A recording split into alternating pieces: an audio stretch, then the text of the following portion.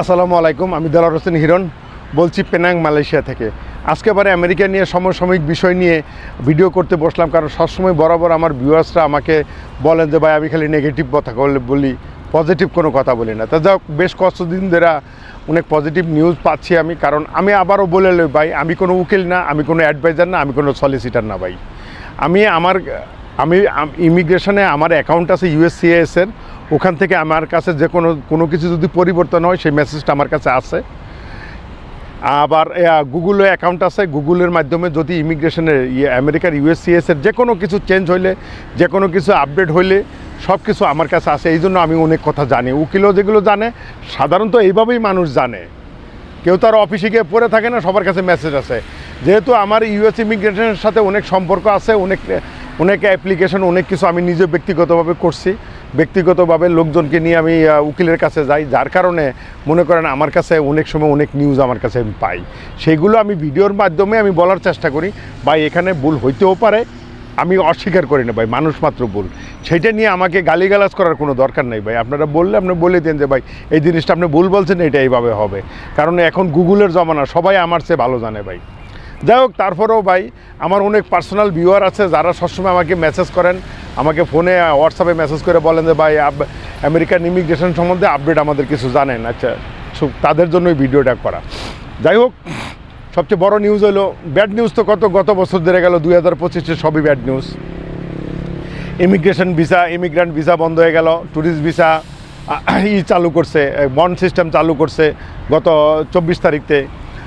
যাই হোক, সব মিলে গত বছরটা 2025টা অনেক টাফ গেছে, তবে 2026টা অনেক ভালো যাবে। এই কারণ ওই যে বললাম না ভাই, সব কিছু হলো রাজনীতি। পৃথিবীতে সবচেয়ে নোংরা জিনিস হচ্ছে রাজনীতি।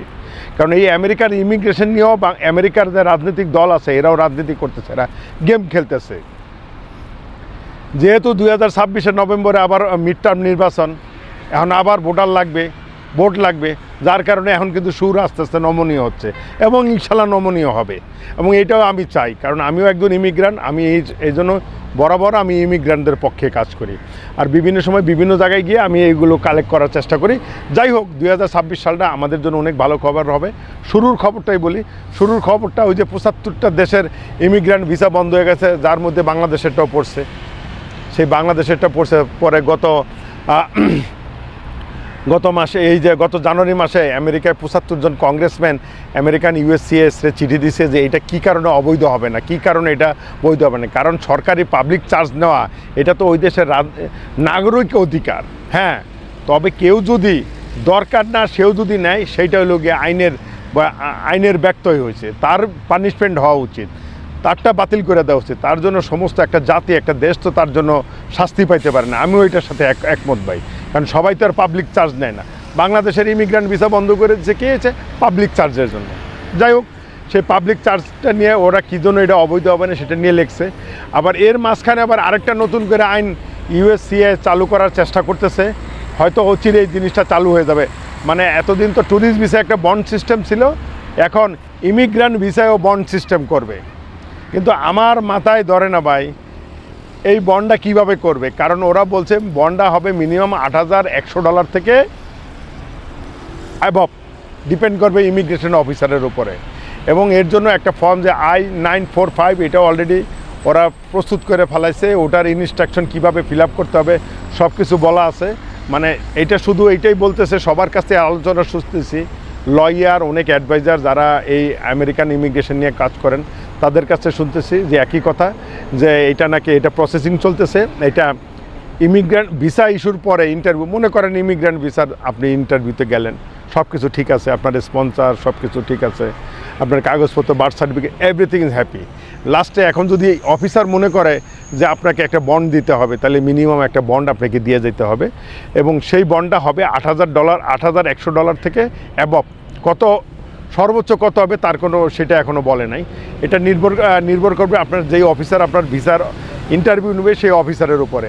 আর আবারও বলছে এই বন্ডটা ততদিন কার্যকরী থাকবে যেহেতু একটা ইমিগ্রেন্ট ভিসা, মানে আমেরিকার তো গ্রিন কার্ড হলো 5 বছর। আপনি গ্রিন কার্ড পাওয়ার পরে যদি আপনি ম্যারেজভাবে যদি কারো বিয়ে করে যদি আপনি গ্রিন কার্ড নেন, তাহলে হয়তো 3 বছর 9 মাস পরে আপনি অ্যাপ্লাই করতে পারেন।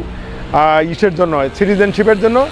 আর যারা নাকি নর্মালভাবে গ্রিন কার্ড নিয়ে বাংলাদেশ থেকে যাবেন কিংবা নর্মালভাবে বাংলাদেশ আমেরিকায় গ্রিন কার্ড পাবেন, তারা সাধারণত 4 বছর 9 মাস পরে, মানে 3 মাস বাকি থাকতে আপনি পাসপোর্টের জন্য, সিটিজেনশিপের জন্য অ্যাপ্লাই করতে পারেন।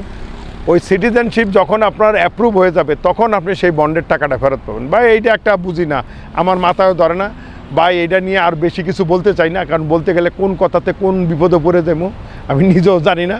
তবে এই জিনিসটা ভালো হইতেছে না যে মনে করেন কেউ যদি বন্ড দেয়, সেই বন্ড যে সে ফেরত পাবে তার কোনো গ্যারান্টি আমি দেখি না। তা যাই হোক, তারপরেও বলবো এটা ভালো, যেহেতু পজ সিস্টেমের চেয়ে অ্যাটলিস্ট কিছু টাকা দিয়ে বন্ড দিয়া আপনি গ্রিন কার্ড নিয়ে আমেরিকা যাইতে পারবেন, এটা একটা ভালো সাইন। আর আমার মনে হয় যেটা আমি এতদিন 2-4 দিন ধরে তো আমি শুধু বিভিন্ন নিউজ মিডিয়া সব কিছুতে আমিও ইউটিউবে শুনতেছি, তাতে আমি বুঝলাম যে ভাই এই বন্ডের টাকাটা নির্ধারণ হবে ট্যাক্স ফাইলের উপরে। যে আপনাকে স্পন্সর করবে সেই স্পন্সরের ট্যাক্স ফাইল অনুযায়ী মনে হয় বন্ডের টাকা আপনার মনে হয় দিতে হবে, আমার যতটুকু ধারণা, আমার যতটুকু বিশ্বাস। কারণ সাধারণত বাংলাদেশিরা মিনিমাম একটা যে ভিসা হওয়ার জন্য যে মিনিমাম যে রিকোয়ারমেন্ট আছে ওই রিকোয়ারমেন্টটা ফিল আপ করেই কিন্তু দেয়। আর সচরাচর যারা বিগ স্যালারি বেতন পায় তাদের তো কথাই আলাদা। তা আমি যেহেতু বন্ডের কথাটা সবাই বলতেছে, তা আমারও এটা ধারণা যে স্পন্সরের উপরে, যে স্পন্সর কিংবা কো স্পন্সরের উপরে সেই বন্ডের টাকাটা নির্ধারিত হবে। আবার এদিকে নাকি শুনতেছি যে নন ইমিগ্রান্ট ভিসাতে নাকি প্রচুর পরিমাণ রিজেক্ট হইতেছে, এবং রিজেক্ট হইতেছে আগের মতো আর নাই। আবার হইলেও নাকি যে বন্ডের কথা বলতেছে, এবং বন্ড নিয়ে শুনছি যে বাংলাদেশে এক নিউজে দেখলাম, একটা ফেসবুক পেজ দেখলাম, বন্ড নিয়েও নাকি একজনে খুব আর্গো করছে, আর্গো করার পরে তার ভিসাই ক্যান্সেল করে দিছে। তার মানে হয়তো অফিসার হয়তো 10-15 হাজারের কথা বলছে, ওই যে বাংলাদেশি যে একটা অভ্যাস আমাদের সেই বন্ডের গায়ে। ভাই যারা আমেরিকা যাইবেন ওরা তো বলতেছেই, এখন নিউজে শুনতেছি যে আপনি 3 মাসের ভ্যালিড ভিসা দিবে, 5 বছরের ভ্যালিড ভিসা তো বন্ধ হয়ে গেল বাংলাদেশিদের জন্য।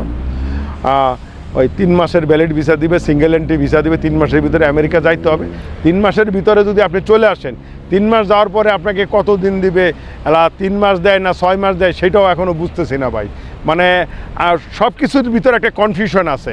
যাই হোক, এই নতুন ভিসা নিয়ে কেউ যদি আমেরিকা যায় গেলে তখন হয়তো যদি জানি, হয়তো মিডিয়ার মাধ্যমে হয়তো আমরাও জানতে পারবো, জানলে হয়তো আপনাদেরকেও ভিডিওর মাধ্যমে বলতে পারবো।